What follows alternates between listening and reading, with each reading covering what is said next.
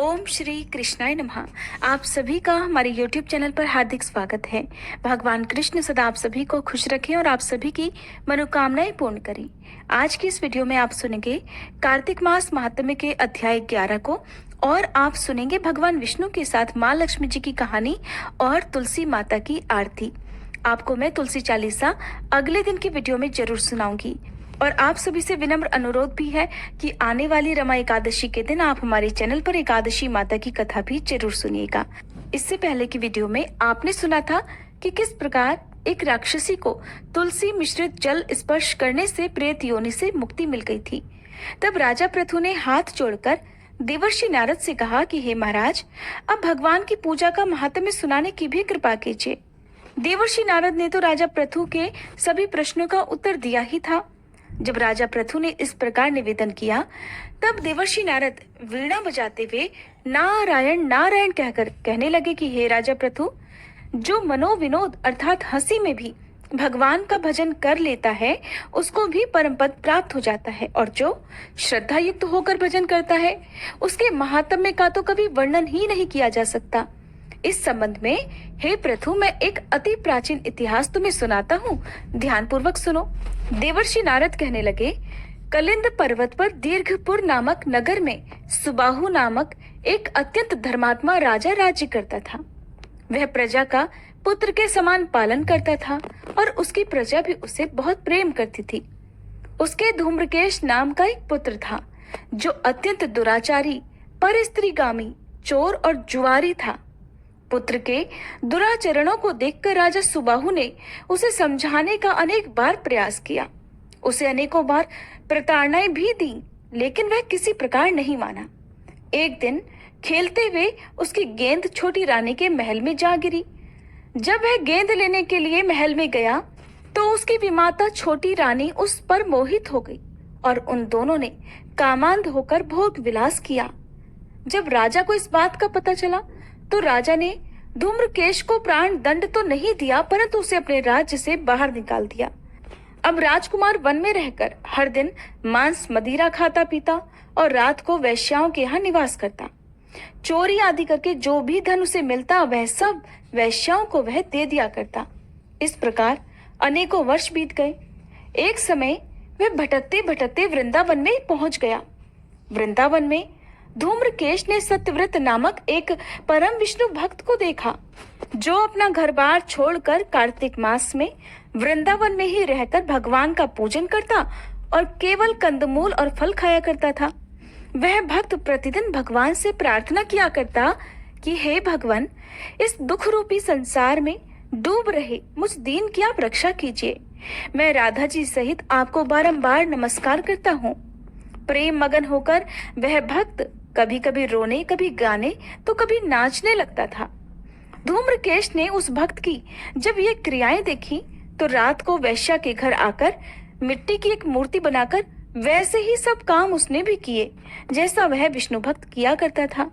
अंत में स्तुति आदि करके वह वैश्या के घर में ही सो गया।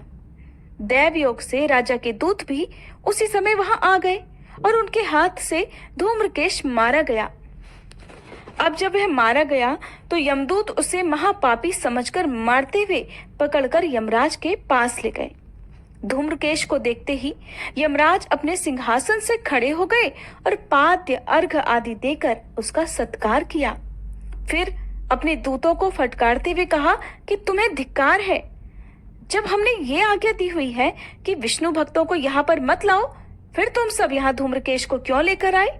उसने तो कार्तिक मास का व्रत वृंदावन धाम में चाहे हास्य में ही किया हो, फिर भी वह वैकुंठ लोक में जाने का अधिकारी है। वैकुंठ लोक में भेजने से पहले यमराज ने धूम्रकेतु को अपने निकट बिठाकर कहा कि भगवान की भक्ति 9 प्रकार की है।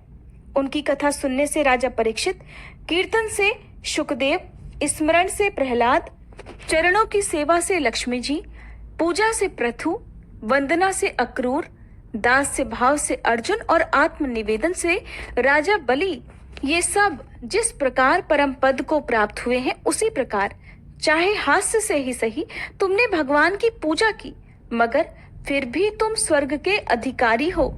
यद्यपि अपने जीवन में किए गए पापों और दुष्कर्मों के कारण तुम घोर नरक के अधिकारी थे, परंतु क्योंकि तुमने कार्तिक मास में भगवान की पूजा की है, अब तो निश्चय ही तुम्हें वैकुंठ लोक प्राप्त होगा। कार्तिक मास में की गई भगवान की पूजा कभी भी निरर्थक नहीं जाती। जहां पर भगवान शालिग्राम है, वहीं पर गंडकी नदी और अन्य तीर्थ हैं। धूम्रकेश को शास्त्रों का कुछ भी ज्ञान नहीं था, इसलिए उसने हाथ जोड़कर यमराज से पूछा कि हे स्वामी, भगवान सभी नदियों को छोड़कर गंडकी को कैसे प्राप्त हुए? कृपा करके मुझे भी बतलाइए। तब यमराज कहने लगे, किसी समय वेदशिरा नामक ऋषि सब लोगों के हित की कामना से गंगा जी के तट पर तपस्या कर रहे थे। उनके इस घोर तप से भयभीत होकर देवराज इंद्र ने ऋषि की तपस्या भंग करने के लिए मंजू घोषा नाम की अप्सरा को भेजा। मंजू घोषा उस रमणीक स्थान में क्रीड़ा करती हुई अपने रूप और यौवन का प्रदर्शन करके हाव भाव दिखाने लगी। फिर उसी स्थिति में उसने मुनि के चरणों का स्पर्श किया तो उनके रोमांच खड़े हो गए। तत्पश्चात मुनि को अपने वशीभूत जानकर मंजू घोषा ने अपनी दोनों भुजाएं उनके गले में डाल दी। तब क्रोधित होकर मुनि ने श्राप दे डाला कि तुम मुझे इस संसार सागर में डालने को तत्पर हुई है, इसलिए तुम नदी बन जाओ। मुनि का श्राप सुनकर मंजू घोषा रोने और बिलखने लगी। उसने प्रार्थना करते हुए मुनि से कहा, हे मुने, मैं श्राप के योग्य नहीं हूं, आप मुझे क्षमा कर दीजिए। उसकी प्रार्थना से द्रवित होकर मुनि ने कहा कि जिस समय भगवान विष्णु वृंदा के श्रापवश शिला रूप होकर तुम में अर्थात गंडकी में स्थित होंगे, तब तुम भगवान को धारण करने वाली होगी। इस प्रकार मेरे द्वारा दिया गया यह श्राप तुम्हारे लिए वरदान से भी अधिक श्रेष्ठ सिद्ध हो जाएगा। अंत में यमराज ने कहा, हे राजकुमार, अब तुम विष्णु लोक को जाओ। तब धूम्रकेश सुंदर विमान में बैठकर बैकुंठ लोक को चला गया और उसे वहां हरि चरणों में स्थान मिल गया। यह सब धूम्रकेश द्वारा कार्तिक मास में मात्र एक दिन पूजा करने का परिणाम था। ये कहकर नारद जी ने कुछ समय के लिए अपनी वाणी को विराम दिया। आज का अध्याय समाप्त हुआ। अब पहले सुनिए माँ तुलसी जी की आरती और उसके बाद आप सुनेंगे भगवान विष्णु और माँ लक्ष्मी जी की कहानी। तुलसी महारानी नमो नमो, हर की पटरानी नमो नमो। तुलसी महारानी नमो नमो, धन तुलसी पूरण तप कीनो। शालिग्राम बनी पटरानी नमो नमो। तुलसी महारानी नमो नमो, हर की पटरानी नमो नमो। जाके पत्र मंजरी कोमल, श्रीपति कमल चरण लपटानी नमो नमो। तुलसी महारानी नमो नमो, हरि की पटरानी नमो नमो। कौन महीने बोई रानी तुलसा, कौन महीने हुई हरियाली नमो नमो। तुलसी महारानी नमो नमो, हर की पटरानी नमो नमो। कौन महीने हुई तेरी पूजा, कौन महीने हुई पटरानी नमो नमो। तुलसी महारानी नमो नमो। आषाढ़ मास में बोई रानी तुलसा, सावन महीने हुई हरियाली नमो नमो। तुलसी महारानी नमो नमो, हरि की पटरानी नमो नमो। कार्तिक मास में हुई तेरी पूजा, मंगसिर मास हुई पटरानी नमो नमो। तुलसी महारानी नमो नमो, हर की पटरानी नमो नमो। धूप दीप नैवेद्य आरती, पुष्पन की वर्षा बरसानी नमो नमो। तुलसी महारानी नमो नमो, हर की पटरानी नमो नमो। छप्पन भोग 3600 व्यंजन, बिन तुलसी हरि एक न मानी। नमो नमो तुलसी महारानी, नमो नमो हरि की पटरानी। नमो नमो जो तुलसी को सवेरे गाए, श्री कृष्ण के दर्शन पाए। नमो नमो तुलसी महारानी, नमो नमो हर की पटरानी। नमो नमो जो तुलसी को दोपहर गाए, खीर खांड का भोग लगाए। नमो नमो तुलसी महारानी, नमो नमो हर की पटरानी। नमो नमो जो तुलसी को सांझ को गाए, श्री कृष्ण की आरती उतारे। नमो नमो तुलसी महारानी, नमो नमो हर की पटरानी। नमो नमो जो तुलसी को रात को गाए, श्री कृष्ण के चरण दबाए। नमो नमो तुलसी महारानी, नमो नमो हर की पटरानी। नमो नमो सब सखी मैया तेरो यश गावे, भक्ति दान दी जय महारानी। नमो नमो तुलसी महारानी, नमो नमो हर की पटरानी। नमो नमो तुलसी महारानी, नमो नमो हर की पटरानी। नमो नमो। प्रेम से बोलिए तुलसी माता की जय। पौराणिक कथा के अनुसार एक बार भगवान विष्णु जी शेषनाग पर बैठे बैठे उदास हो गए और उन्होंने मृत्युलोक पर यानी कि धरती लोक पर जाने का विचार बना लिया। धरती पर जाने का मन बनाते ही विष्णु भगवान जाने की तैयारियों में लग गए। अपने स्वामी को तैयार होता देखकर देवी लक्ष्मी ने उनसे पूछा, हे स्वामी, आप कहाँ जाने की तैयारियों में लगे हुए हैं? तब उत्तर में भगवान विष्णु ने कहा, हे लक्ष्मी, मैं धरती लोक पर घूमने जा रहा हूँ। ये सुनकर माँ लक्ष्मी जी का भी मन धरती पर जाने का हुआ और उन्होंने श्री हरि से इसकी आज्ञा मांगी। तब माँ लक्ष्मी द्वारा बार बार प्रार्थना करने पर भगवान विष्णु कहने लगे, तुम मेरे साथ चल सकती हो, लेकिन एक शर्त पर।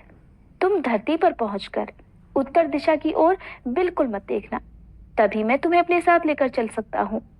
ये सुनते ही माँ लक्ष्मी ने हाँ कह दिया और विष्णु भगवान के साथ धरती लोक पर जाने के लिए तैयार हो गई। माँ लक्ष्मी जी और भगवान श्री विष्णु सुबह सुबह धरती लोक पर पहुंच गए।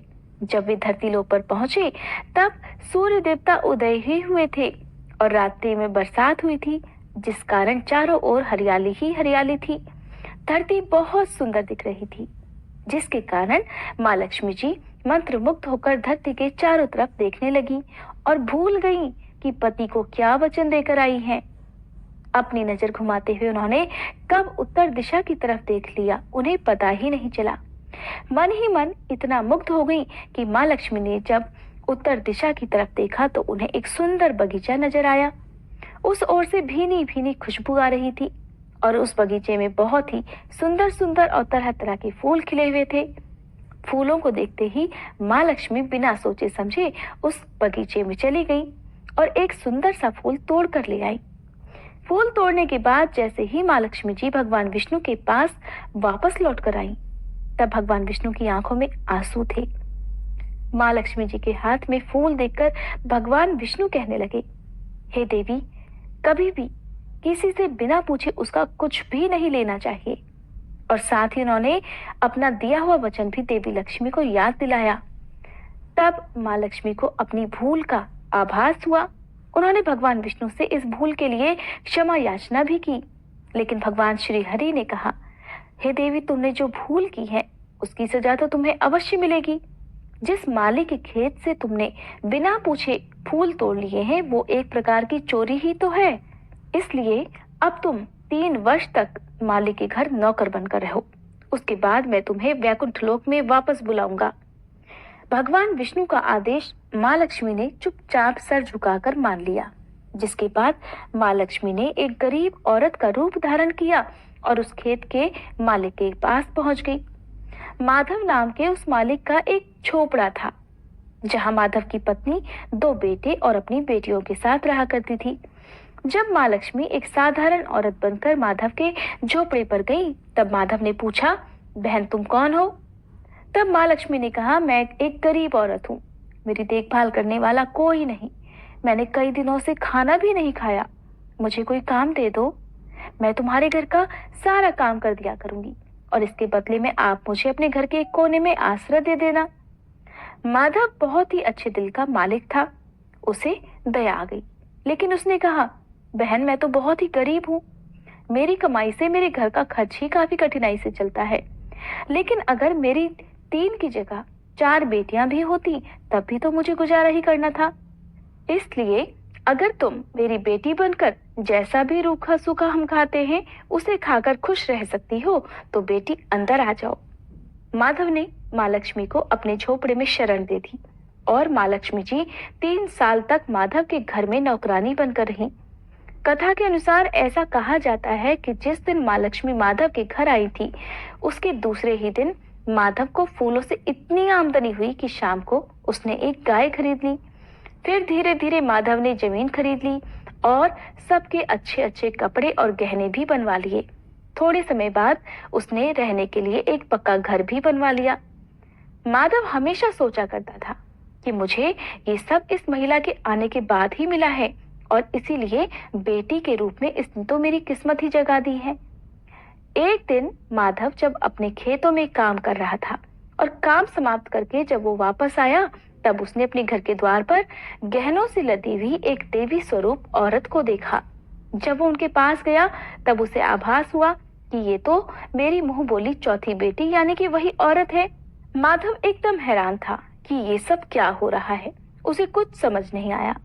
तब साक्षात माँ लक्ष्मी जी ने उसे अपने स्वरूप से अवगत कराया और उन्होंने माधव को उसके घर रहने का कारण भी बता दिया।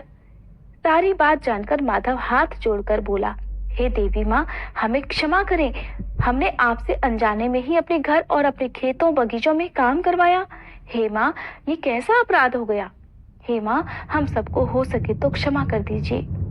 इस प्रकार जब वह बार बार निवेदन कर रहा था तो उसे देखकर माँ लक्ष्मी जी मुस्कुराने लगी और कहने लगी, हे माधव, तुम तो बहुत ही अच्छे और बहुत ही दयालु व्यक्ति हो।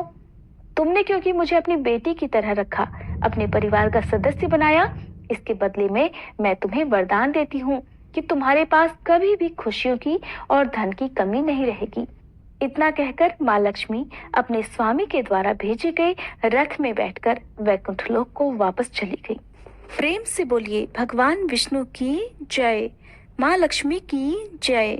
उम्मीद करती हूँ हर बार की तरह ये वीडियो भी आपको पसंद आई होगी।